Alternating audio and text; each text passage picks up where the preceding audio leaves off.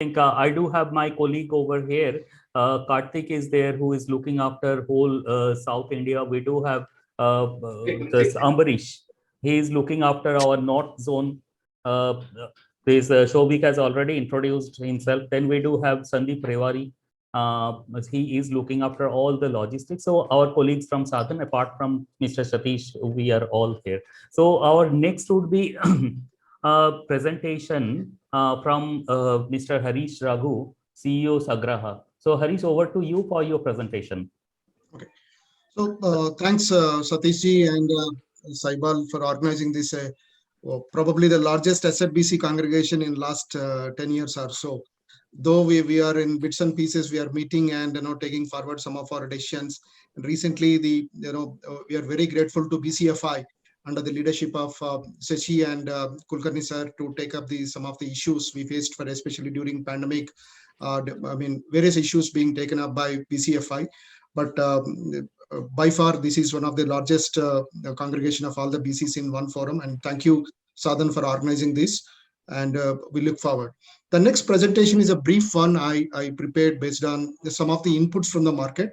One caveat, please pardon me if at all any information is not so correct or not near to the correct. I try to get a lot of information from the market sources. It may not be authentic in one or two aspects, then I'll stand corrected. So I'll start sharing my screen, Saibal. Yeah. So we'll start with some kind of a this presentation covers a little bit of history for the benefit of all, though most of us know how the history and how we started from where. So if you look at the timeline, it was in 2006 when RBI started introducing the BC concept. Initially, it has been called as a banking correspondent, later renamed as a business correspondent. Originally started for remittances, liabilities, and of course the zero balance accounts. Those days we used to call, the later renamed as Jandan accounts. It's kind of an outreach model we started. There is a request to everyone. If you are not speaking, please keep yourself mute. Please keep yourself mute. Thank you very much. Harish, please carry on. Yeah. And around 2012, roughly at 2011 and 2012, the asset BC model started basically to distribute microfinance products from the it's more of a pilot model. Started with NGOs, private limited companies, Section 25 companies, basically to initially to start with, but not in a greater scale. But it was like a testing model in terms of how the partnership works, basically in terms of operations, in terms of supervision, in terms of asset quality, in terms of credit management. All these things were testing types those days. But however, during second half of 2014, we also seen that RBI has permitted NBFCs to act as BCs. And if you look at our asset BC model per se, it's a pure brick and mortar model where we set up the BC, set up the branches and do the entire work. If you look at sourcing, documentation, the business coordination, disbursement, documents, financial literacy, opening and managing of service accounts, the micro ATMs and customer grievance are handled by BC. If you look at bank, the geography allocation, the product designing, pricing parameters, and all the credit bureau checks, sanction process, technology, everything is owned by the bank. The products are majorly the microfinance product, but later we can also see some of the products like MSME, 2 to 15 lakh kind of secured, unsecured loans, two-wheeler loans, and some kind of consumer durable loans also started, but not in a very significant way. So if you look at right now, there are three types of asset BCs per se in our discussion. The first we discussed and already heard from Manjunath sir, the BC engaged in credit delivery without sharing risk. Manjunath sir, what I heard is it's not a risk sharing model as of now, but I will stand corrected if at all it's not correct as per you. Number two, it is also very efficient model. We also seen and we are heard from customers also, because the rate of interest offered to the customers is one of the lowest in the industry right now. I really appreciate Manjunath sir and SKADP for that. And as I mentioned, 15,000 crore AUM right now. Number two, the second type is also look at the BCs are subsidiaries of bank. Some of the banks have merged some of the NBFC MFIs and converted them into their subsidiary BCs. Example like the Bharat BFL has been taken over by IndusInd, and right now it is like a BC for them. Likewise, Swadhar has been converted as RBL FinServ now.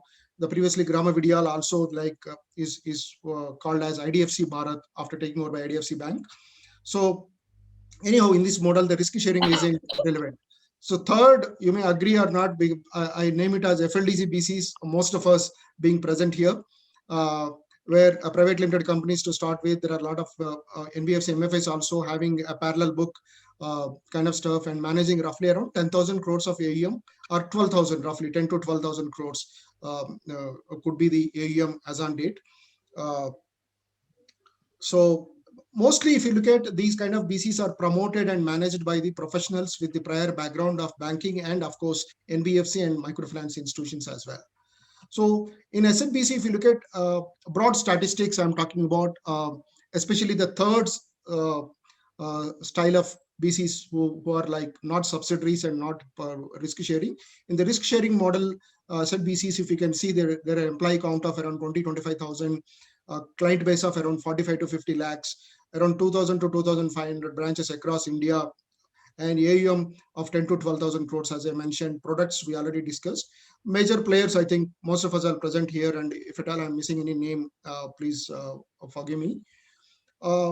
As I mentioned, the BC has a lot of operational challenges because there is a sanction process being managed by the bank, product pricing, and later the distribution work is done by the BC. So obviously there is a higher OPEX. There is to adopt any new technology, it's a very cumbersome process because a lot of NBFCs we see have a better technology to combat the or to lower the OPEX basically, or increase the efficiency, TAT, or customer service, where the technology is very important right now and technology is available at a better cost now. To implement these, BCs have a very limiting factor where it has to go through a lot of approval process from the bank and it has to be done. Number three, if you look at the conversion rate from the sanction, in the sense credit bureau pass versus a disbursed kind of loan, we are having one of the lowest compared to NBFCs and NBFC MFIs. This is one big challenge. And there is also frequent policy changes. Every quarter or so, we get a small mail that this policy have been changed, so you have to change yourself. This is the change management, especially of the process, is a very big thing. And the compliance factor also compared to NBFC MFIs, bank impose a lot of compliances. The dual audit mechanism, bank also conducts audits, we also conduct audit, we also mirror the accounts in our ERP system. The lengthy sanction process, account reconciliation is a painful process. And if you look at all BCs have very dedicated backend process or backend departments, whether technologically handling or by physical document handling. This is one big pain process, adding a lot of HR costs to the BC model. So these are all few operational challenges to discuss with. So I have noted around 5 very important challenges right now the entire asset BCs are facing here, which is questioning our survival right now as a asset BC or even the model. First of them would be agreement. I'll get into the details in next slides. Second is a fundamental question of the risk versus return and the credit decision versus credit risk management. The third is on the FLDG side. Fourth is on the payout mechanism. The fifth is very minute, the reconciliation, and of course there are some miscellaneous issues. If you look at agreements, initial agreements were different. If you look at last 7 years, this is our 8th year in our business. There are banks which we have changed the agreement or added addendums at least 6 to 7 times. The agreements have been one-sided. If you see the agreements, the 6-7 times agreements have been changed. Revised agreements are fully one-sided clauses. The gripping FLDG clauses, we will also discuss that. There is a free takeover clause that bank can take over our branches, manpower, assets anytime without notice. So all these types of clauses are there. There is a bit of negligence on the BC's vintage and hard work being put for the bank. So there are binding clauses of serve the portfolio forever. Like though each agreement has a certain period of validity, but post that also some of the banks enforcing that you have to service my portfolio even though there is the lapse of agreement. So these are the few points I mentioned. There could be a few more to discuss. Then if you really understand this more on the return side, if you look at little business statistics, the lending rates are around 22 to 26% in the BC model, plus 1% processing fee, about 25,000 loans, because up to 25,000 we can't charge a processing fee from the as per RBI guidelines. The BC payouts are between 8 to 10% of interest collected, and of course 0.5 to 0.7% of that 1% processing fees. The BC's OPEX is, because as I mentioned earlier, the OPEX is very high, 7.5 to 9% depending on area to area, and also which also have a significant chunk of the debt servicing cost, like financial cost, I would say, because there is a high cost and unavailability of capital. A lot of BCs like us have gone through the fundraising exercise across the market, but because of these FLDG clauses, many of the big funds who really appraised our organizations in a very well manner, they are not able to invest, saying that because of the recurring FLDG clauses and other gripping clauses, we can't invest. So that's why we have to depend on raising high cost debt in the market, and servicing the debt is actually adding a lot of our OPEX. And there is a high insurance premiums. Third party products are some of the banks. I'm telling, it's not for ideal for all the banks right now, but I'm talking about in general. There can be exclusions in some of the banks. So if you look at FLDG, this is one important part we also discussed, and each one of us know as well. The FLDG clauses are starting about 5 to 15% AUM have to be maintained in the form of fixed deposit, which is lien market to the bank. The predecessor percentage of FLDG have to be maintained, as I mentioned. This have to be maintained irrespective of the invoking and appropriation of FLDG. That means the BCs are liable to manage the 100% loss of the bank. So this is a big catch in last 4 or 5 years. Every bank has started putting this clause, saying that you have to maintain this percentage of FD. Means even though bank takes, suppose on a month end date, on June 30th, if some banks takes over, say 2 crores out of their 10 crores FLDG, the 2 crores have to be topped up by July 1st week, or they may give a little bit of time. So that making this is a perpetual FLDG mechanism, which makes 100% risk bearing on the BCs. If you look at risk in normal course, 1% losses can be managed with that kind of a payout. But the eventually, if you see the demonetization loss, also most of BCs like us have taken 100%, except in 1 or 2 cases. And now the pandemic is really questioning the losses going beyond 5%, 10% kind of stuff in some, depending on state to state. And the second wave losses are yet to be crystallized. This is a big chunk of questioning our survival kind of stuff. The very important point I want to mention about FLDG appropriation is the FLDG being appropriated from our fixed deposit or the cash being given by the BC. This has been credited to the loan account of the customers. In some places, they are telling that they're partly doing it, or they're tagging it to the credit bureaus, saying that this is being settled by the guarantor or whatever way. Here, the customers, the delinquent customers have been left off freely, so that because of this mechanism, these delinquent customers are getting loans from all other microfinance players in the business. So that's where it is impacting our own collectability of the accounts which FLDG have been paid by the BC. This is one big point I want to mention about. And if you look at payout also is as per agreement. The invoices have to be raised around during the post the month end. Then the payout is released at the fag end of the month. Sometimes it gets spilled over.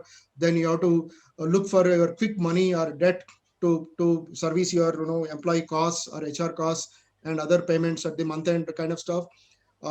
If you look at the BC circular, in the master circular, the RBI has clearly mentioned about the majority of the payout have to be fixed. However, our BC payout is 100% variable. That also impacted our income during the pandemic time, especially during the moratorium time. Banks are able to incur profit with the accrual mechanism, but few banks have really came forward and given us some kind of advance, and of course some of them given on the accrual basis. However, it's just a cash adjustment and it is not a benefit to any BC because it's on accrual basis. Once the account goes beyond 90 days par, they automatically whatever amount is being paid recovered. So it's in terms of cash neutral for a BC or a bank. But however, it gives a bit of a benefit for BCs to meet their expenses, especially the HR costs to that. In sometimes the payout also being adjusted for losses without releasing, or it has been held for various negotiations. Sometimes our payout has been held saying that the addendum of the agreement have to be signed, otherwise the payout has not being released. So this is held for hard negotiations.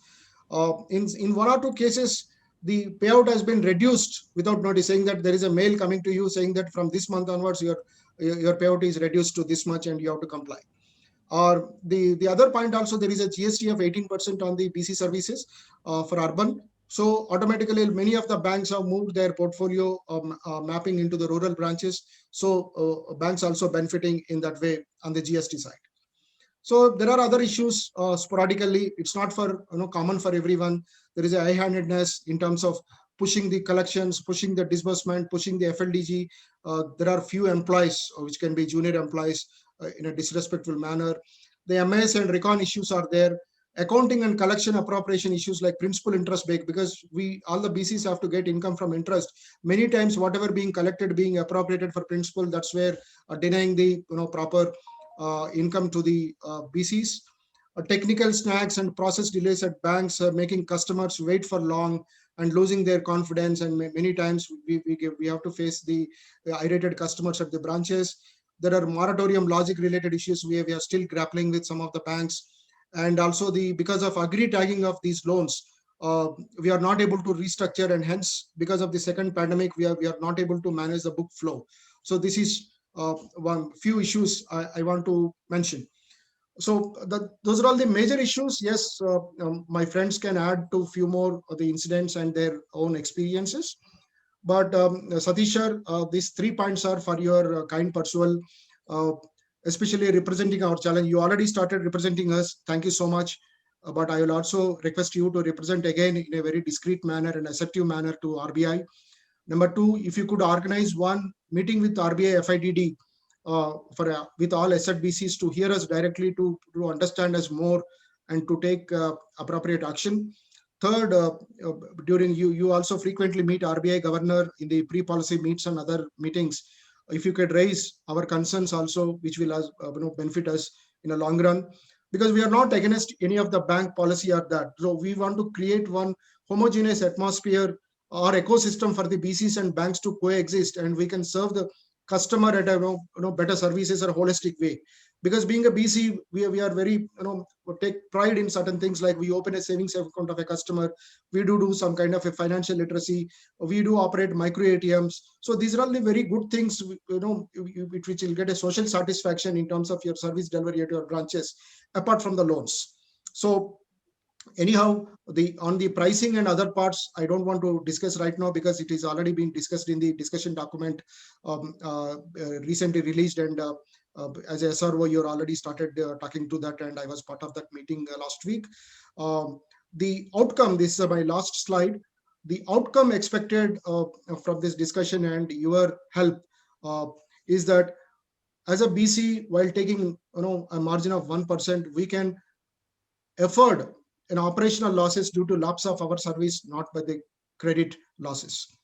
The general credit loss and event losses cannot be borne by BCs, and it has to be by banks, because banks are also making decent margins out of this business, apart from their direct agri qualifying portfolio. And the fundamental question is, if BCs take risk, then can BCs also get access to the risk pricing and other parameters of the risk and credit? I doubt.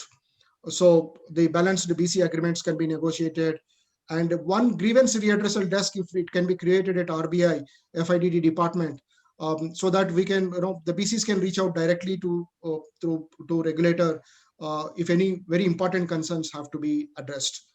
So in brief, this is from my side, Saibal and everyone. Thank you. I request my rest of the colleagues to contribute for this.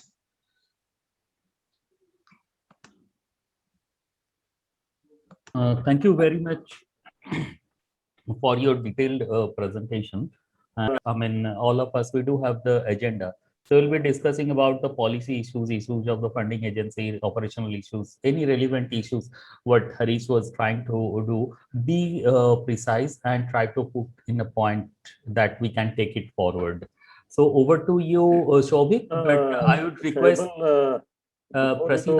Hello. Before we get the reaction of others, since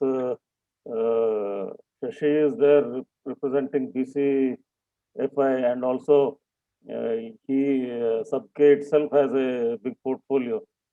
We can ask him to start. Then Why not?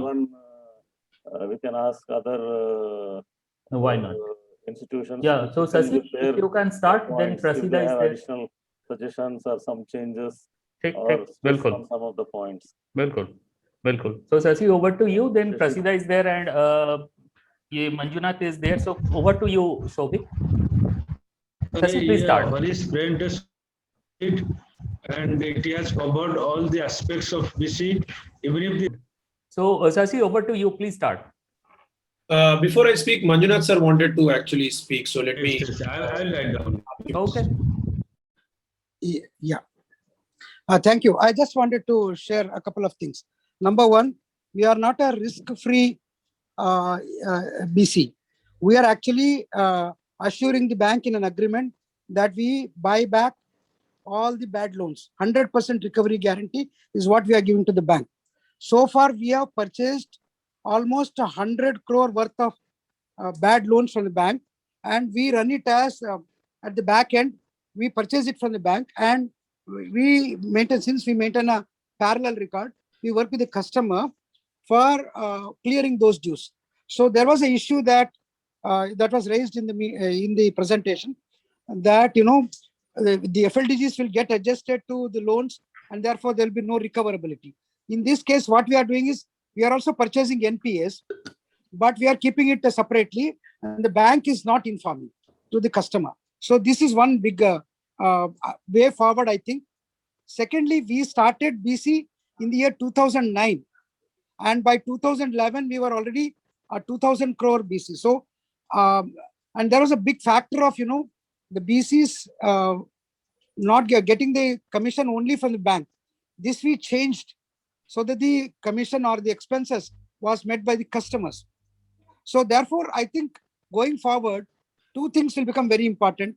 One is giving 100% recovery guarantee is as good as a risk taking, and therefore this FLDGs must be stopped at the industry level, and we must go for a 100% recovery guarantee to the bank.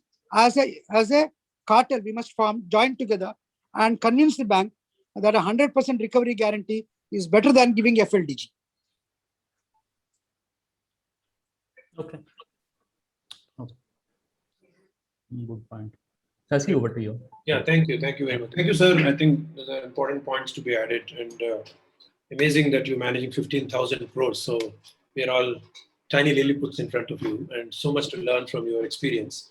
Thanks, Harish. I think you kind of comprehensively took all the challenges to one place. So I don't have a lot to add, but I just wanted to put a few things in perspective, just for the forum to deliberate.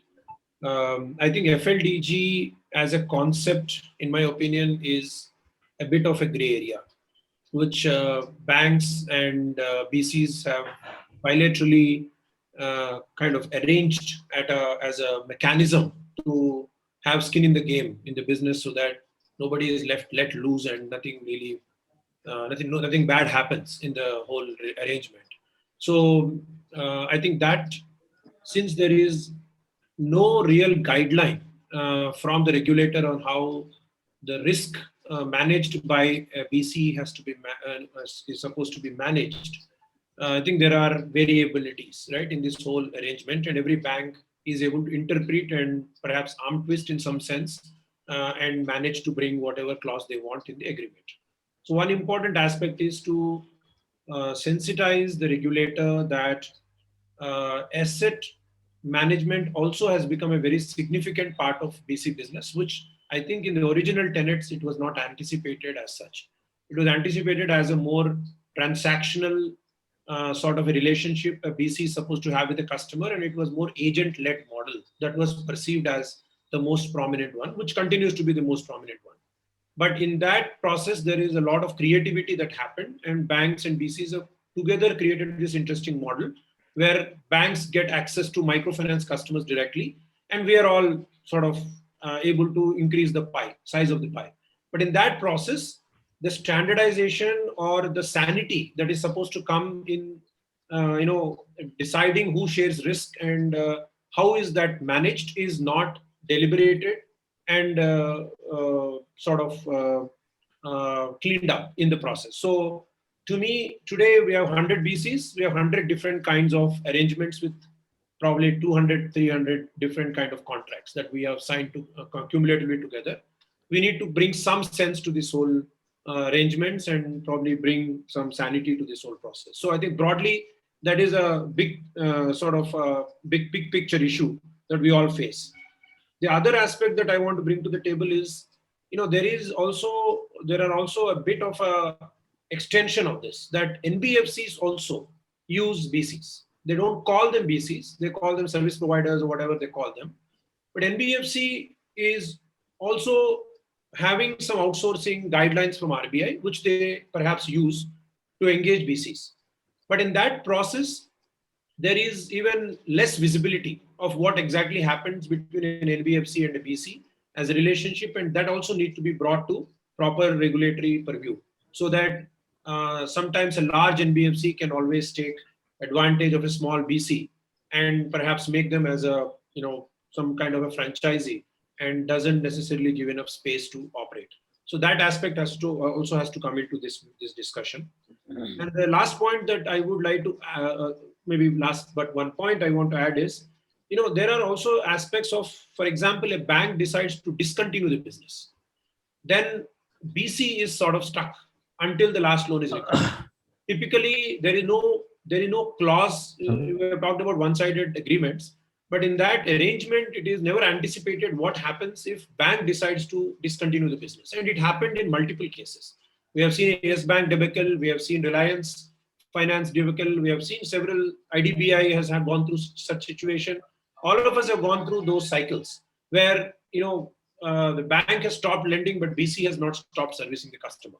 The costs go up, but the revenue goes down. So there is those aspects that also has never been discussed, because we never go and tell a bank, if you go down, what do I do? It's not the right way to have a negotiation or a partnership. So we kind of are silent on that, and those situations are also something that we need to keep in mind. The last one, I would say, in an FLDG arrangement, typically a bank wants capital protection. An NPA is usually principal that is at loss, right? Typically interest is the income, so that is not considered a capital erosion. But in an FLDG arrangement, most of us also guarantee the interest loss for banks, which can sometimes accrue to a large extent if bank decides to claim at a later date, not at the time of hitting the NPA, but there is a possibility that I negotiate with the bank saying that I want to do it after 180 days. Then 180 days interest comes along with it as a liability, which I think is a bit of unfair sort of a way to look at it. FLDG should be linked to principal protection, not so much on the interest. The interest loss is for both parties, for the BC and also for the bank, because we share the interest between the two. So I lose the interest, bank lose the interest, that's probably fair game. And then principal is where I think should be considered as an FLDG protection, but that's not clear in many of the agreements, which is also going to cause a lot of challenges for us in pandemic situation like this, because most of the FLDG claims are happening at a later date. They're not happening on the date of MPA, because most of us are not in a position to pay that capital. So these are some of the nuances, but I think important for survivability and perhaps sustainability of this model. I just want to add these points to what Harish mentioned, and happy to continue the conversation in course. Thank you.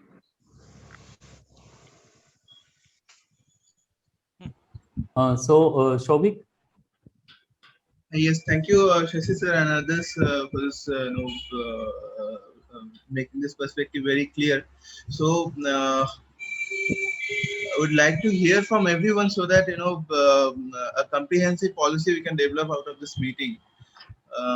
So I would like to invite now Mr. Ankur Singhal from Ambition Fin Services Private Limited.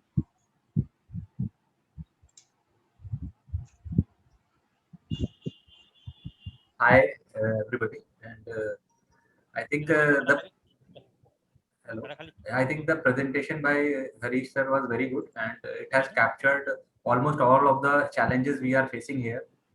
And, in the good times, the finer points or finer interpretation of the agreements, does not come into picture. Every month we are doing business, collections are happening, payouts are happening it's a very hanky-dory manner. Things are moving on. In these crisis situations, the interpretation of the agreements differs between the partner and the bank. And one challenge when we say we are taking a 5% FLDG or 7% FLDG, and after recouping and after that if bank says you have to recoup, then it is 100% FLDG, then it is not a 5% FLDG. And but those kind of interpretations are still there. If we have to, as a BC, recoup all the FLDG, then it is 100%. Then why we are mentioning it is 5%? And similarly, the challenge on the GST thing. See, GST is 18%. It is a huge amount in terms of our invoice. But mapping properly the rural with the rural branches or urban branches, it is not happening. So as a BC, we are paying that GST amount, but in spite of our 95% portfolio at the village level, we are not getting any benefit from the GST. The policy of the government is there, but we are not able to take any benefit because banks are not much keen to work on that, and they don't want to. I am saying in terms of my partner, they don't want to get into all this trouble. They say no, pay 18% GST. It is plain and simple. Broadly, it's a very good presentation, and it covers almost all of our concerns we are facing in these times. Thank you, Mr. Singhal. So I'd like to request Prasida ma'am from Samhita.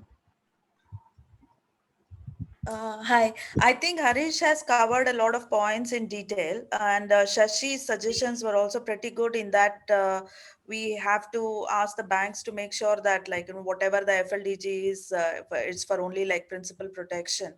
Another thing that we faced was we want to get out of a BC relationship where they are not making any disbursements, nor are they paying anything. So it became difficult for us to answer to our borrowers in the field. When we wanted to, we told the bank that we want to get out of the relationship as we found another lender to replace them, but they refused to give us even any consent. So they are not allowing us to get out of the relationship, nor are they disbursing any loans to the borrowers, nor are they paying us any fees. So it's kind of become like some sort of bonded kind of situation. So these kinds of things also need to be addressed, in addition to what Harish, Shashi, and Manjunath covered. Okay, thank you, ma'am. Thank you for the suggestions. I would like to request Ganesh Rao from NOCPL. Yeah, broadly, I think most of the points have been covered, and special thanks to Harish, Shashi for bringing out all the issues. I just would like to make one small point. I think we need to prioritize the issues. We need to put the issues in a priority and then probably address them so that the main issues don't get digressed. My sense is that I think the FLDG point currently is a burning issue, and if that gets resolved, I think most of the other issues are byproducts. Maybe they are not so strategic points. Can be taken up later, but FLDG is one point which is hitting us very hard, and it's a matter of survival for us at this point of time. Okay, I think you, it's. Thank you. Yeah, I should. This is Rahul. So I should agree with. That's the critical area, and once we go with the laundry list, then the main issue might get submerged somewhere, and it may not get the due attention. But certainly from my point of view, FLDG is the issue at this point of time. Completely agree, Ganesh. Yeah, I completely. In fact, I think that's where I think we should all, I think, focus, because this model is something which we all want in the long run.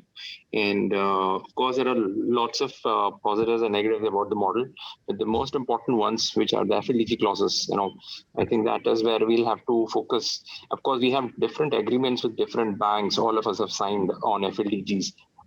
When we have signed it, obviously, I think none of us had full understanding of what kind of permutations and combinations would come up in the future and what kind of possibilities would be there.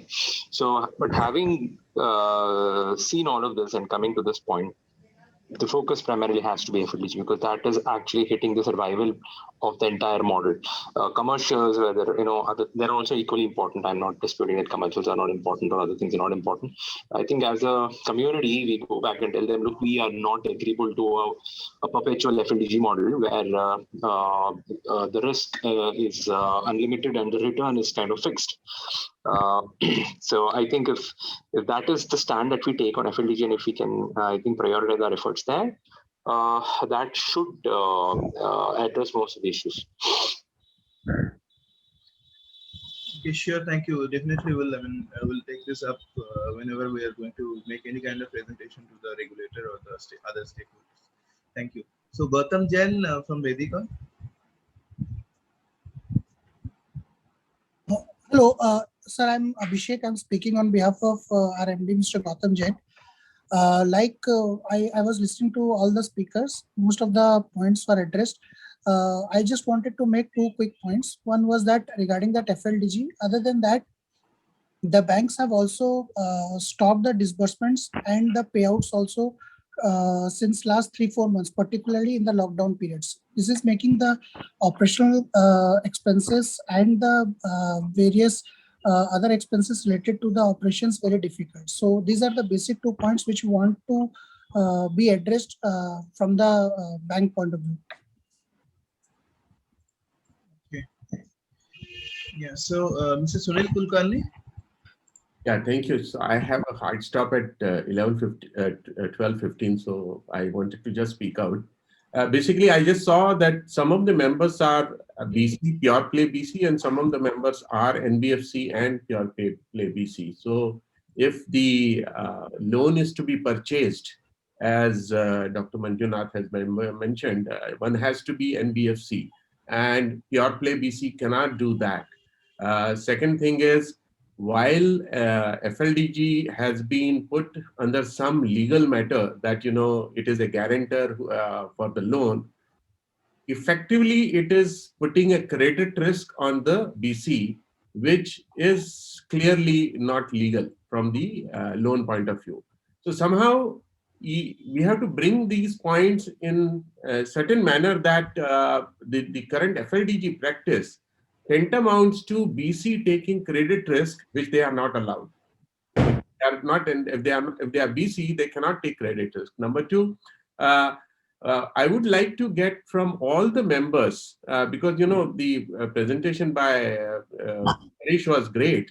If all the members here can just give me a small write-up about what they do, a small logo, and their total AUM, we can create also a page on our BCFI website that, this is a very large group of asset BCs who are doing financial inclusion and credit, real intent of credit, where banks, by making FLDG, are converting an unsecured loan to a secured loan.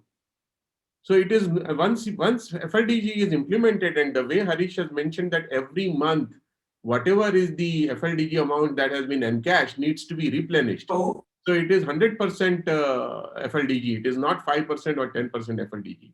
The moment you say that, you are actually converting an unsecured loan to a secured loan. So that is something that needs to be brought out. On July 15th and 16th, there is an Economic Times Summit for Financial Inclusion, where the governor is going to make a speech.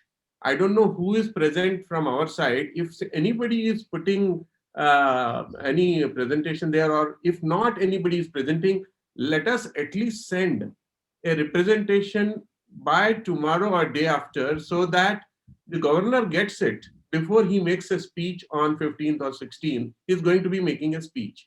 And this is sponsored by Economic Times and MasterCard. So the moot point I'm wanting to mention is that let us propose that, this is something where banks are, through some legal clauses, converting it into a secured loan. And second thing is that if I can get all the information, we as an industry can present, instead of a individual representation, a combined representation. Because if you have seen the last communication that has gone to Finance Secretary, we have enclosed the 2 pages of all the logos of all the BC members, and that shows the strength of the industry. So I intend to do that for Asset BC alone. And if I can get all the information that I had requested, just a 1-pager logo and your AUM, that would be a great help for me to consolidate that and show that as a single industry, which is in the business of microfinance and credit. Thank you. Thank you very much. Thank you, sir, for suggesting this. Definitely, we can do that. And next, I would like to call Mr. Vinay Agarwal, CFO Village. Yeah, I was hearing all these things. I'm just thinking out of the box. See, everyone can add on to this. If we see any speech, or any deliberation of the government in India, in the country, we see that they give preference to the rural. They're giving all the advantages to the rural people. They're giving everything, whatever they can give it to the individuals, and upliftment of the rural places. Now, we are working here basically for rural. 95% of our thing working are on rural. So the benefit is going to the rural people, but the people who are involved to give this benefit to this rural people of India, the services are not so subsidized or not so rewarding, despite of the fact that the banks who are lending that, they are making a good amount of money. But our fees, or what you call it, our BC fees, are not to that extent compared to that fees what they're earning, or to the income and name that what they're earning. I hope I'm able to make this clear. Suppose we are paid X percentage for BC work what we do. We have a lot of operational challenges. We expand. We have a huge, compared to any other businesses, we have a huge infrastructure in terms of manpower, people, and controlling technology, everything. But the fees what we get is not commensurate with the income what banks are getting. And we have never been seen, and that has been always negotiated with the banks for giving the BC businesses to us, rather than, increasing the fees and, so that this services can be imparted to this particular sector in a more efficient manner. And BC businesses guys can have, little bit of more cushion to work better in this field. That's what is point. And definitely, one of our colleague has already said, that the GST should be reduced, FLDG points, and all these things are very much applicable. So I'm just adding, out of the box thinking. I don't know whether this can be taken up and can be worked upon or not, but this is my thought process. Thank you, Mr. Ullas Kohli, Director, Navchetna Microfinance. I request Nagarmali sir to address this. Okay, sure. I'm sorry. Yeah, Nagarna sir, over to you. Nagendra, you have to unmute yourself. Yeah. So good afternoon, everybody. So thank you, Harish Raghu and all others. So most of the key points pertaining to the BC operations have been represented here.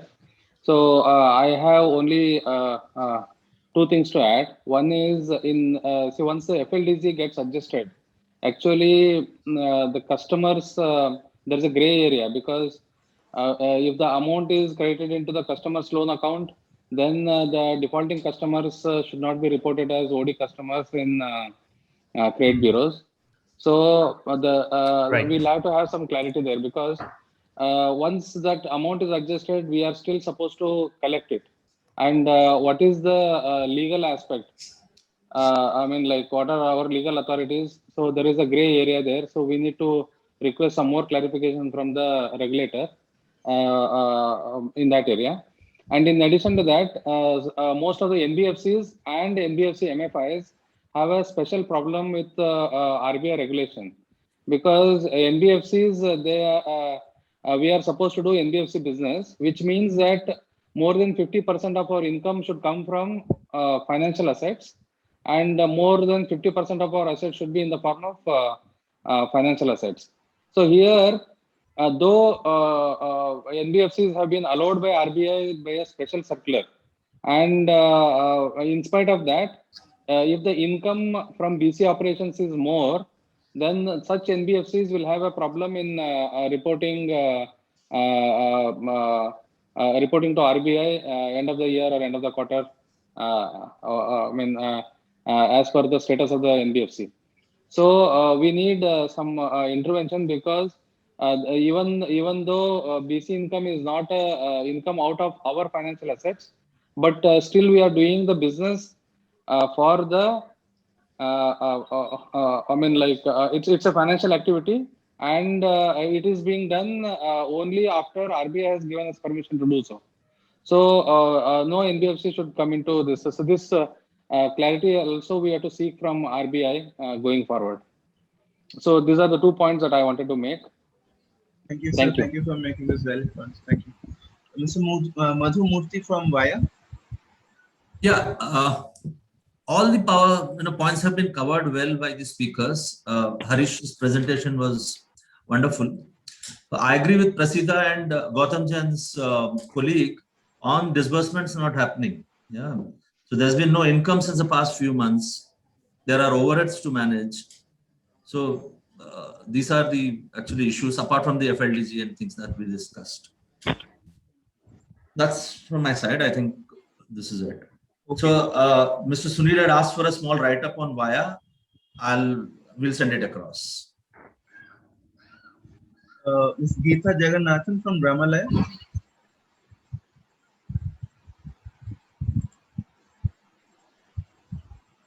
Are you there? Okay. So Ms. Nidhi Kashwal. Yeah, good afternoon once again, everyone. I think Harish did a very, very good job, and he's covered almost all the points. But as Ganesh sir mentioned, that we must focus on the burning issue, which is FLDG. So currently, after the 2 pandemics, most of pure play BCs, especially who have smaller capital bases, 5% of their, to fund the 5% FLDG, we are seeing a complete erosion in capital because of this FLDG take-up. So this is definitely a survival issue for all of us here.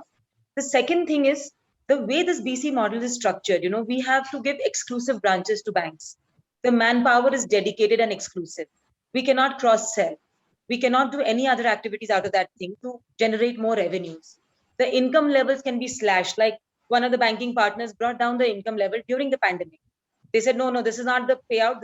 There was a new addendum to the agreement. The income levels were dropped. The expenses continue to remain same. So the important point here is, if the branches are exclusive, if the manpower is exclusive, why aren't we getting a fixed pay structure to take up the fixed expenses? If the disbursements are stopped, like so many people are mentioning, our costs remain the same. Our revenues keep going down. So the only way to take care of that is that you have some kind of a baseline fixed structure that the banks give for the number of branches you own for them. I've had in my own journey of 10 years being a BC, several banks who've stopped disbursing or gone out of business. And I was managing 30 to 40 branches for such partners, So my fixed expenses continue to be the same while the bank just stopped, disbursing, and my revenues fell drastically because of the run on the portfolio. So, I mean, these are the points that I would like to add to what we've already discussed. Thank you. Thank you, ma'am. Mr. Kishore Puli from Pradakshina.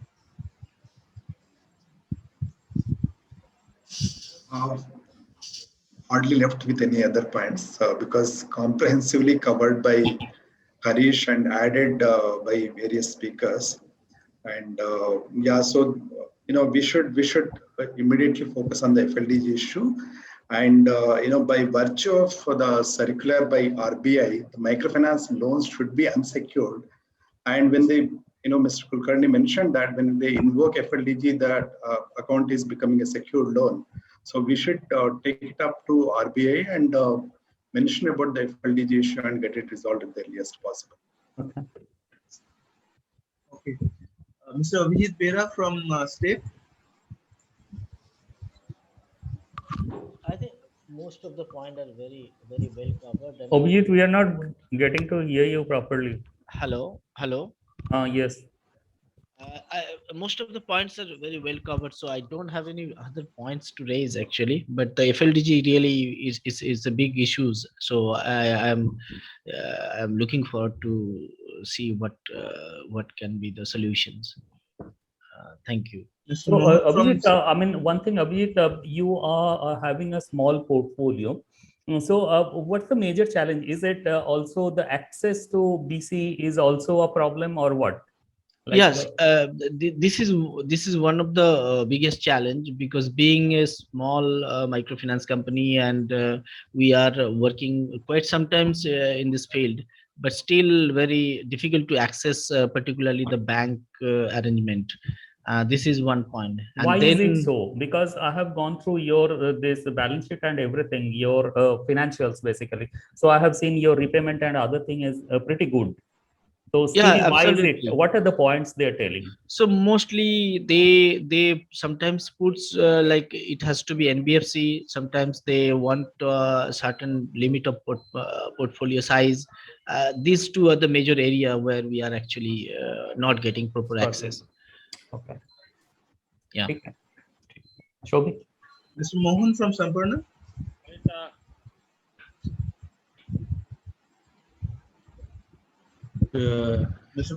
Yeah, I would like to. Am I audible? Yeah, you are audible. Thing is that most of the relevant points have been discussed. To me, basically, microfinance is a complex business, and BC is more complex. And why BC is more complex? Because our freedom is being restricted. Even if deciding the geography, deciding the client, deciding the product, we don't have any choice. So the reward, the benefit is being equally shared. But the moment risk comes, risk is not being shared. Risk is entirely lies with the BC company. So there we shall have to develop some of the models, some of the ideas, how risk will be shared. So bank is also creating provisions, and no microfinance can do microfinance without 1 or 2% loan losses. So that loan loss can be shared. So we can think a bit about it. If that can be propagated and that can brought to the notice of the banks, so that if the risk will be shared, so will be saved. But many a times the banks, they are taking lots of decisions without the knowledge of the BC, and they do everything as per their convenience. So we'll see how we can manage it. But we shall have to develop some of the strategy to share the risk. Thank you. This is one of my suggestions. Thank you, Mr. Mr. BJ from FinSigma. Hi, actually, good afternoon to everyone. Most of the points already covered by Hari sir and Ganesh and Rahul. So again, I'm repeating actually two things. One is this FLDG invocations, and second thing is reporting actually defaulting customers in credit bureau. These are two are burning issues, so we should address as early as possible. Yeah, thanks. Okay, Ms. Alpina from Bauda. Hi, I think majority of the points are discussed here, but I would like to focus on one issue that has already been raised, and that's agreements. So basically, what happens is that the banking partners, they unilaterally decide on revision of limits, and so let's say that they have given us a particular credit limit. Based on the credit limit that has been given, we kind of develop the infrastructure, put the manpower in place to cater to that credit limit, and then halfway through they decide to either hold the limit, or then there is no sort of guarantee on continuity. And I think this also builds on the point that Ms. Nidhi was sharing on, that our costs are fixed. So at that point of time, let's say that based on a credit limit and an agreement that I've signed with one partner or two partners, I develop my infrastructure, and then they decide not to continue with that particular credit limit. It has a very huge negative effect on my books and how I manage the costs of my personnel and my network. So I think that in terms of agreement and in terms of business continuity, BC partners like us should have some sort of a guarantee or a fixed business continuity plan in place with these banking partners. Thank you. Thank you, ma'am. Mr. Joel from PET. Yeah, all the points are covered previously, and especially Mr. Harish's presentation had covered everything. So only thing at this point of time, immediately what need to be addressed is all the BC funders like they are not behaving identically. Like example, I will say funder A, they are demanding if it is PAR is reaching greater than 90 days. We have to repay the amount, then only like our BC fee will be paid like that. Whereas some other funder has give the leverage considering this pandemic. Okay, let us wait till the year of 1 year, and after that, if anything goes, then we will be sitting and deciding on the risk. So it's purely depending upon what the lending institution we are having in hand. And there should be a similar rule which has to like grievance of customers, like customer grievance policies there. Like that, who are all BC, we have to immediately form a network, and there should be a kind of methodology they have to frame to deal with this. It's like simply they stop the BC fee, which in turn, that's the source for us to run the operation. And again, as everybody said, if we pay on behalf of customers or something, and this customer who are all not paid, they get spoiled there. So the credit culture of the customer is getting spoiled. So whether this kind of BC portfolio has to be separately monitored in credit bureau or what, that point is there. And again, as one of the speaker has mentioned, in RBI point of view, all the income what we are getting, and again, if we are doing BC as a NBFC, most of the capital will be held up in giving FLDG to the funders.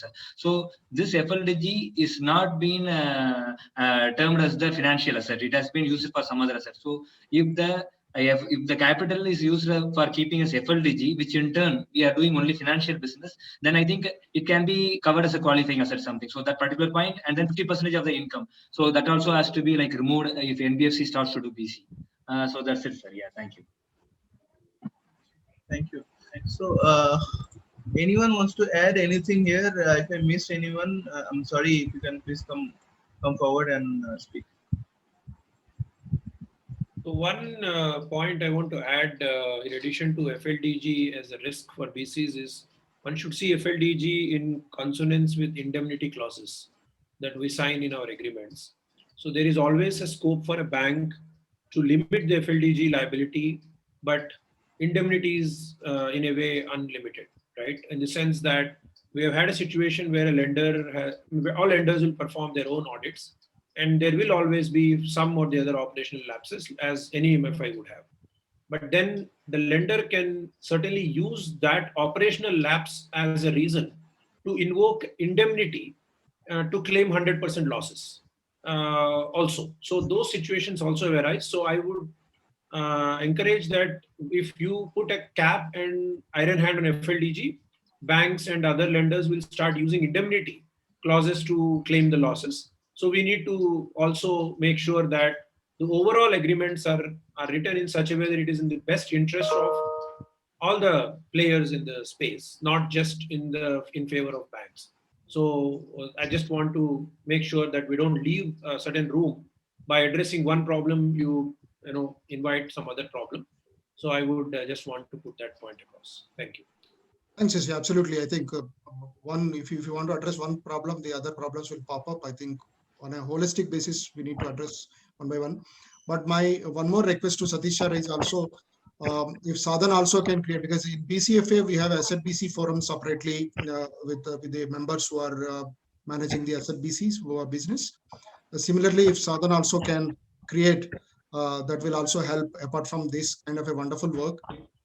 As on date, I'm not member of Sadhan, but I would definitely talk to Saibal and start the process of joining Sadhan as well. That's it from my side.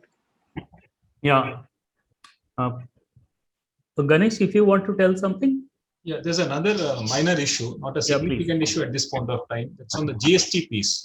Now we all know that loans sourced from rural customers, meaning loans which are tagged to a rural branch, is exempted from GST.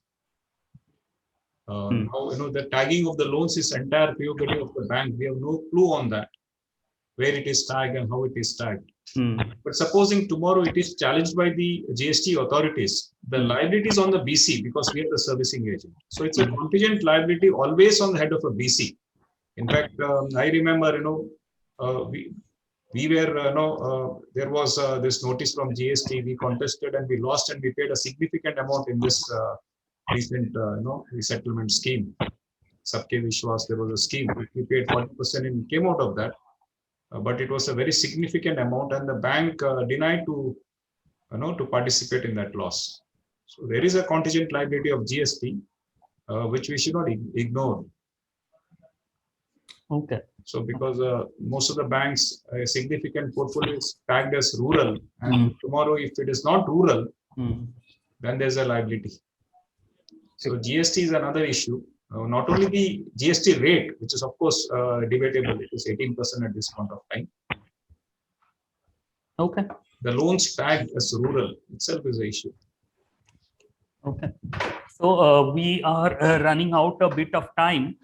So I would like to, if anybody else want to contribute something, otherwise I will sum it up and then we will try to go towards this conclusion of this event. Yeah, please sum it up. Please sum it up. So what has happened that you can ask after all this discussion if Harish has any additional points, closing points to add.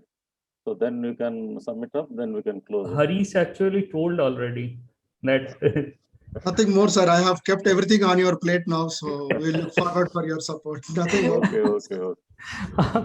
Thank you, everyone. It was wonderful meeting. Actually, it's very enriching meeting for us. The first one also and the second one itself is a different kind of meeting altogether. So what I could sum up from the deliberation there, I will put the broad heads. Like one of the first broad head is the agreement, which unilaterally decided without any consultation, and different bank has different kind of agreement, which is probably tough for us. Second, the risk factor is not shared that much, but it has to be shared. So third one, which came up as FLDG, which is coming up as 100% loan guarantee kind of thing. So the Manjunath was talking about that instead of FLDG, if we can tell about 100% loan repayment guarantee. So we have to debate on that one. Then in somebody was telling that in FLDG, what we are seeing that the risk is unlimited where return is fixed. It's very interesting way of looking at the thing. And there is also that the payouts. So payouts, there is a mismatch between banks, banks income and MFI's income. We need to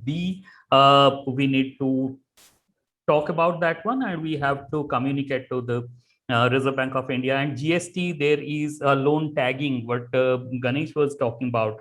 Then there's what we thought from from industry player, that whatever it comes, banks always provide this liquidity in the system. So from this meeting, we are seeing that banks have also stopped disbursement during this tough time.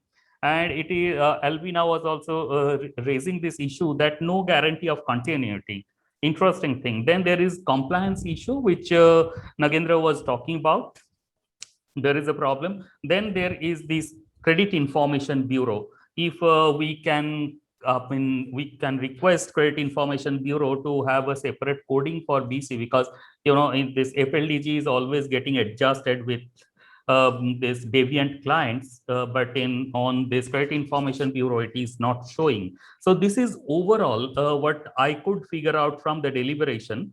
And I would put a request to all of you, because now we have to go for a kind of firefighting with Reserve Bank of India. So all of us, we need to contribute. I can request all of you to send us some points from your end, then the document will be wholesome and document will be much more strategic to talk to Reserve Bank of India. Definitely, I will talk to, means Sadan will talk to FIDD, Mr. Bora, and I know the head of this BC is Susmita. I know her personally, so I will talk to her to have a meeting in between. I'm not assuring, but I will try my level best to do that one. But one of the requests was from your end. So apart from this, if you have anything, you can communicate to us. Saibal, I would just add that BCFI is happy to collaborate on any such For sure. meetings. So please feel free to reach out to Sunil. Yeah, for sure, no problem. So I mean, at the end of the day, we are serving the same client. Yeah, the more we come together, the stronger the presentation will be. Yeah, no problem at all. We can always work together. So this is one. I mean, if you have anything else, you can communicate to us. Now I will be handing the baton to Dr. P. Satish for his closing remarks and vote of thanks. Over to you, Mr. Satish. Yeah, thank you. I think firstly, I would like to thank Harish for his very comprehensive presentation, and there he has suggested the way forward as to what Sadan has to do. I think we will certainly start working on that. It's of course it will not happen overnight, but we will have to continue to pursue with RBI in the same way as we pursued with them on the other issues of the MFI sector. We have to be consistent with that. That certainly we will be doing that, and also we will also seek meeting at the FIDD level, either at the ED level or even at the DG level, so that a cross section of the MFIs and BCs can also directly raise the problems and issues. And RBI has been quite forthcoming in interacting with the sector. So we hope that we can arrange for that. And as Ganesh Rao has suggested, that the main focus when we take up the issues with Reserve Bank also, the important 4 or 5 points we have to put in the front, so that those can attract the RBI attention first, and of course other smaller issues they can come later. We will also start a discussion and dialogue with IBA, whether as a association of the banks, whether they can, because as a sector association, they also have a responsibility for some common guidelines for their member institutions. We can start a discussion and dialogue with them also. Of course, the GST related issue is something which we have to take up with government, with Department of Revenue through the Department of Financial Services. And all this, I can assure all our participants that Sadan will be not wanting in its efforts to take up these issues strongly with the regulators, governments, and other stakeholders. And as Shashi has suggested, that we will be glad to collaborate and work with BCFI also on this. So with this, I would once again thank all of you for sparing your more than 1.5 hours of time. Actually, we planned it only for 1 hour. We have short the time limit by half an hour more. That itself shows the importance of this issue for all of us. Certainly, we will take up all these issues. Thank you, Dr. Satish.